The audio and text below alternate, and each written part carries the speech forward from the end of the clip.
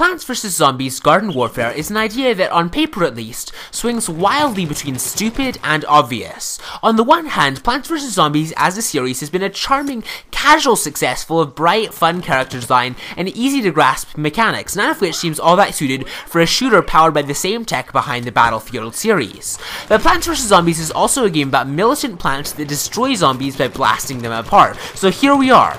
The good news is that the alternate great and weird idea of moving Plants vs. Zombies into the third-person shooter space, it actually works. Garden Warfare artfully starts with the great shooter chops and uses Plants vs. Zombies to take bold risks with its design with inspired twists on multiplayer conventions. Now, it's important to clarify right away that Plants vs. Zombies Garden Warfare is strictly multiplayer, so there's no fun campaign, no cute linear narrative driving each new scenario forward, other than the series' resident human presence, Crazy Dave, and his impulse to invest in living compromised real estate markets, and no solo play. Instead, and for the first time for the series, Garden Warfare is all about playing with and against other players. Now, for the uninitiated, Plants vs. Zombies tells the epic and unlikely story of a zombie apocalypse where adorable but powerful houseplants defend the remaining humans' lawns from the shuffling horde.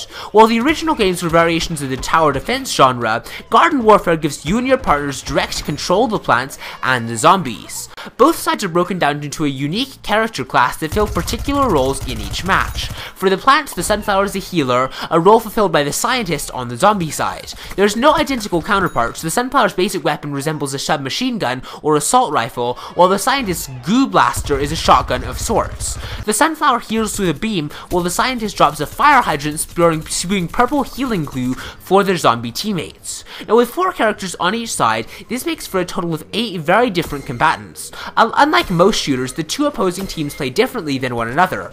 It's very fun to have to switch up tactics and adjust on the fly depending on which side you're on, and there's a lot of quirks to learn about Garden Warfare.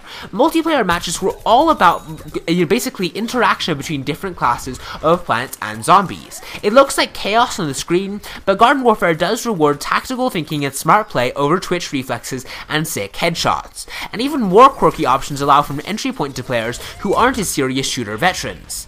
That said, Garden Warfare is an incredibly solid shooter foundation. It's very clear that Popcap has shared much of EA's sister studio DICE's code from the Battlefield series. Battles look ridiculous as pea shooters throw explosive chili beans to take out foot soldiers and all-star zombies at choke points, but Garden Warfare is one of the best controlling third-person shooters that I've ever gotten my hands on.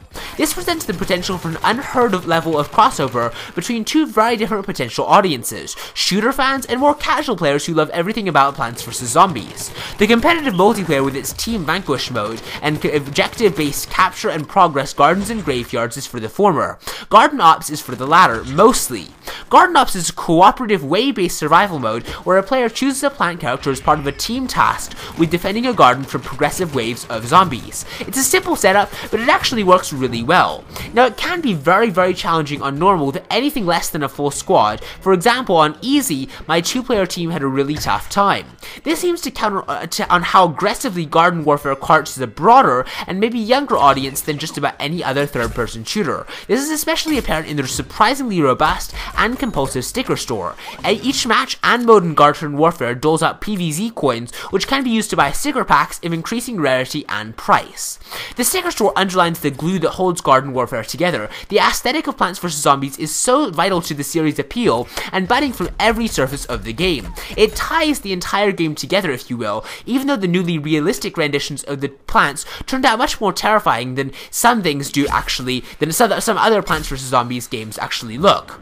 Now, different doesn't always mean good, but in this game, Garden Warfare takes an underwhelming exercise in missing the point, but actually elevates it to a much higher status. It takes the best part of Plants vs. Zombies to make an experimental shooter that feels free from tired conventions or compromise. Now, I'm very interested to hear what you think of Plants vs. Zombies Garden Warfare in the comments below, so please do be sure to let me know. Please do sure to like and subscribe if you enjoyed this video, and I will see you next time. Bye!